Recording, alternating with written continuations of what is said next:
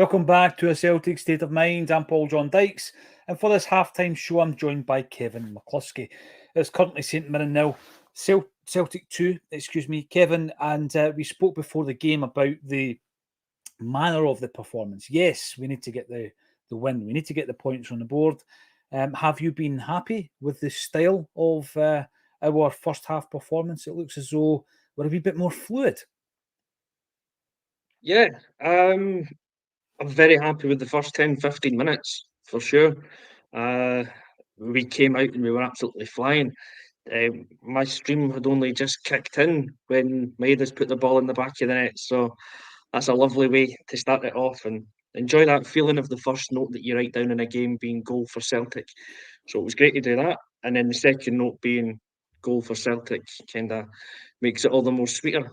But yeah, I thought the first 15 minutes or so we were excellent. We started with that high intensity, kind of shackles off mentality that we'd spoke about before the game. I'd say there's been a spell there where it's been a little bit kind of scrappy, a wee bit sloppy from our side, some passing not quite up to standard. But then give St Mirren a bit of credit for that because they've taken a doing in the first 15 minutes and they know they've had to tighten it up. But we've been in complete control in that game. So aye, very happy with that. 2-0 up. As I say, in control. If we can just tighten up some of the passing, we'll get in behind their biggest attacking threats now off as well. So very positive. We're still on from a 3-0, but we need it to be 4 now so Kyogo can get his two. I said hat trick, mate. So let's go 5. Yeah, I mean, I think the red card makes a huge difference, a massive difference for the second half because Celtic were already absolutely dominating that game. We were talking about some of the specific performances from the Celtic players, but I think, again, we spoke about getting the opposition on the back foot. It's been a feature of the last 3 games, Kev, and there was a suggestion on the 12:30 bulletin that we've maybe changed their style a wee bit, maybe adopted or readopted a wee bit more of the Postecoglou style. It's all right to mention the big fella because obviously had 2 successful years here. Of that first half, of the performers in the first half, there's been some cracking individual performances. I'm going to start off with Alistair Johnston. I think that, he's been on the ball a hell of a lot in that first half. He's linked up well with whoever's in front of him. He seems to get more from Maeda than he does from Palmer. But they've been switching back and forward. We'll come back to Palmer in a moment. But I think Alistair Johnston's been exceptional in the first half. Yeah, Johnson's done really well. It's kind of back to that level of performance that we know he can put in, where he's just been really solid and reliable. I don't think he's really lost a defensive duel today. And if he has, I think actually, maybe we'll talk about him later.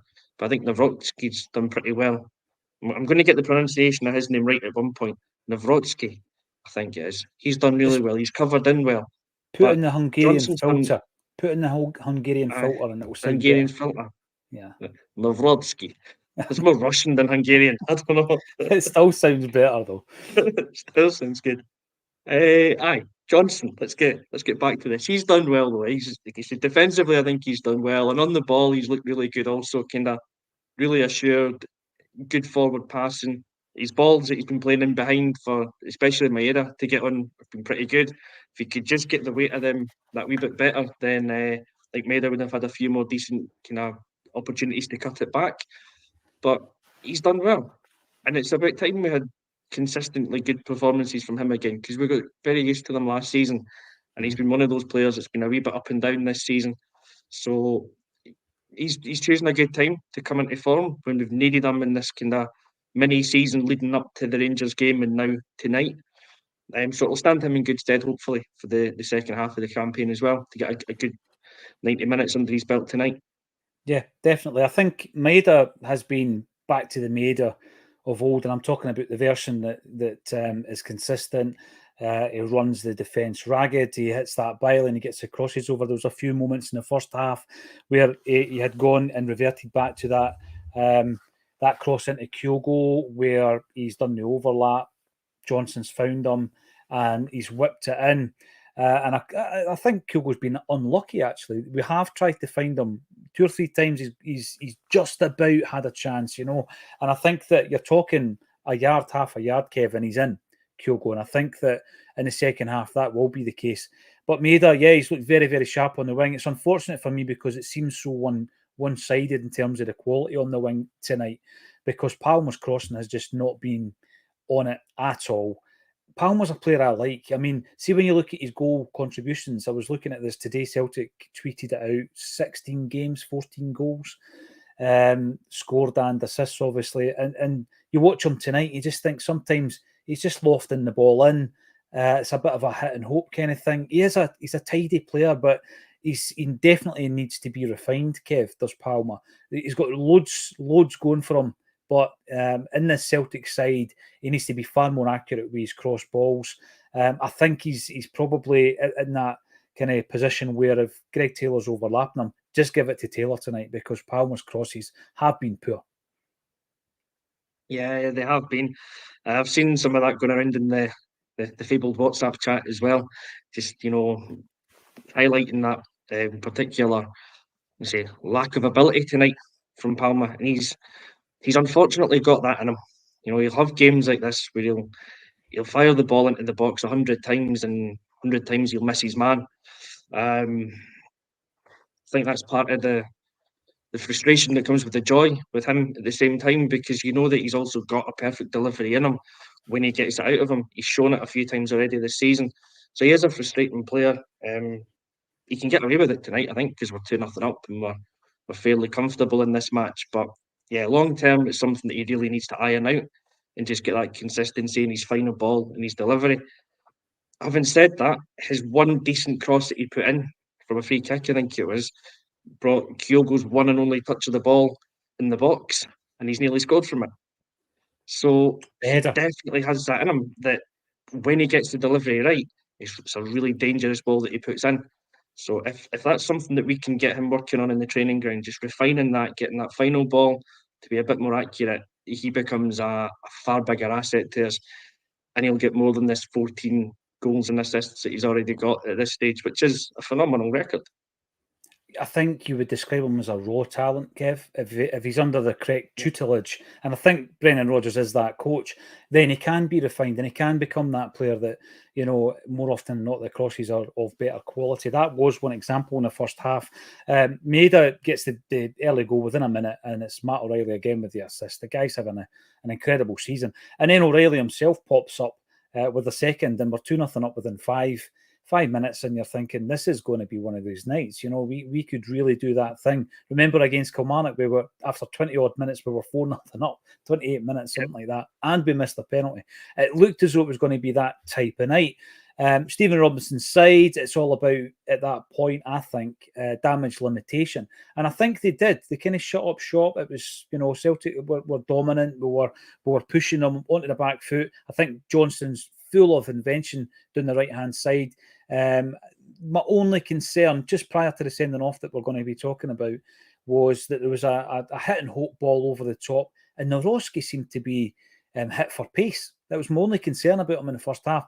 Taylor done brilliantly to cover him, come across from the left-hand side, because Hart had came out to do his usual. I'm not quite sure why he was out that far.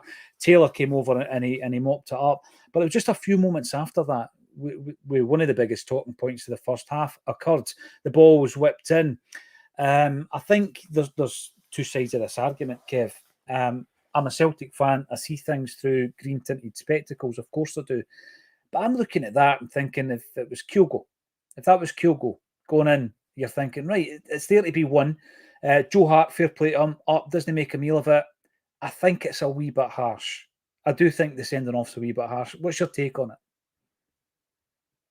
Yeah, veering towards that opinion myself as well, I must be honest.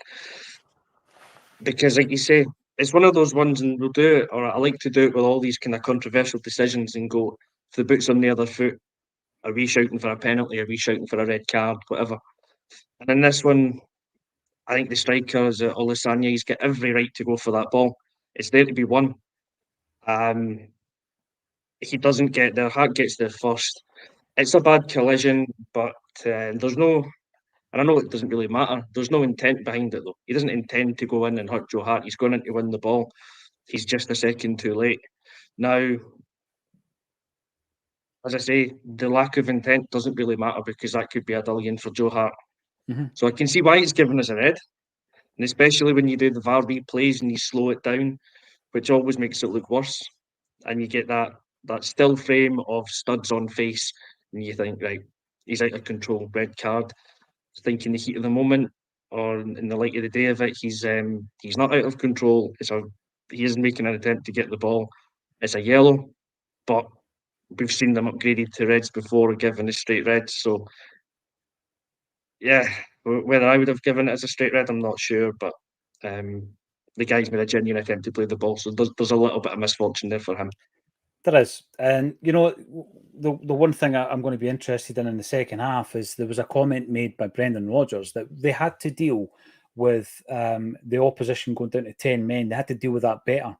And I did say against Rangers, Kev, you know, there was the 2 periods after Welsh went off injured and then after Rangers got a man sent off, where Celtic's composure was affected, and I think Rangers came into the game then. So it's going to be interesting to see what we've been working on in the last 3 days that's going to improve us against 10 men, because we're facing the same scenario in the second half.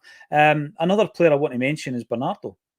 We spoke about him before the game. He's had another really accomplished first half, and the part he played in Matt O'Reilly's goal was absolutely tremendous. You know, the turn, the assist, and I also liked, you mentioned about the pass from Palmer onto Kyogo's head. There was one corner that I thought straight off the training ground looked really good, edge of the box for the big volley, and Bernardo obviously has got a whole host of bodies in front of him. But I'm liking the part that Bernardo's playing. I think that he's becoming more and more influential in this side.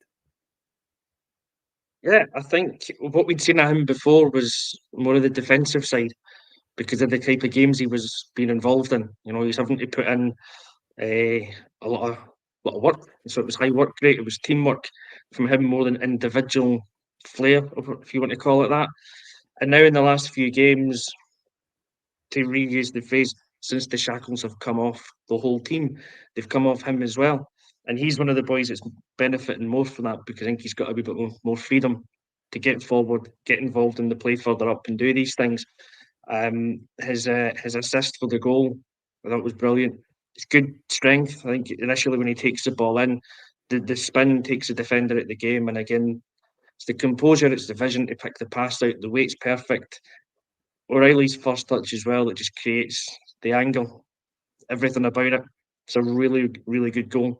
But yeah, Bernardo's a guy that he's definitely come onto a game in the last 2, 3 matches. He's continuing it now. Uh, the winter break comes at the worst time for him because he'll want to be, I know. keep on playing at the moment. So you've just got to hope that once we all come back, he keeps that going, and I'm sure he will because I think he is a talented player, and we're maybe now beginning to see a side of him that we didn't before, and it's very encouraging. It definitely is encouraging. Barry McCluskey reckons that Bernardo, another name that needs printed on the first team sheet. Yeah, he is at the moment. I mean, he's taking his chance. And this is what it's all about. I think there's been question marks throughout the season about centre halves when there's been injuries, and Scales has grabbed the jersey. When Hatate went out, Kev, I didn't think anyone was grasping the nettle at all. But now Bernardo, going into his 4th game on the bounce, another good performance. So I think he has done. I think you're right, Barry. We've also got a few comments in relation to Palmer, and I'm bringing this one up from Paul McLean. Thanks for getting involved, Paul, because I'm not sure if, listen, if it's on performance alone, Paul, you take Palmer off. I get it, but I think we need to test his mentality, Kev. And I think you're 2-0 up. There's no chance we're losing this game. They're down to 10 men. Palmer needs to play through this. He needs to learn how to be a Celtic player, and the fact that his passing has to be more accurate. It's not about, I'm not playing too well tonight, let's just jack it, take him off, or bad it on. I think he plays through it tonight. What's your take on it? Yeah, I'd definitely give him the first hour. So give him the next 15 minutes of the half. I don't think we need to make any changes at half time. I don't think anyone's been that bad that I would, take them off. Palmer's probably been the least effective. He's been, without a doubt, the least effective of the front players, really. But like we spoke about before, he's got it within him that he's got one moment of brilliance in him, you would think, in almost every game. It's one really good whipped in delivery that leads to a goal. He's got it there. it's great to have a Bada on the bench, and I want to see him come on. I want to see him get some good minutes in him today. But I also want to see, as you say, players when they're having a bad game, work themselves through it. And Palmer won't really learn much about himself. We won't learn anything about him if we take him off the minute he's having a poor game. So he's got to work through this. He's got to be given the next 15, 20 minutes to put his to right his wrongs of the first half. And if he isn't, I mean, you'd like to think we'd still be at least 2, maybe 3-0 up by then, and you get a Bada on and give him the final quarter of the game, which is very easy for me to say. Kev, what was your prediction? Remind us, what was your prediction before the game? I went 3-0 and a double for Kyogo, so I need to go 4-0 and double for Kyogo now. Can you see it happening? I can see the 4 goals coming. Yes. I don't know if Kyogo's going to get them though, but I can see the goals coming in. Excellent. Let's go enjoy the action then for the second half. It's St Mirren 0, Celtic 2. St Mirren, of course, down to 10 men. Thanks everybody for getting involved in the comments section. If you want to join us at full time, then please do so. Make sure you subscribe to the channel if you want to make a comment, like the video, and click the notifications bell. Thanks to every single one of you for getting involved, and thank you once again to Kevin McCluskey for joining me on A Celtic State of Mind.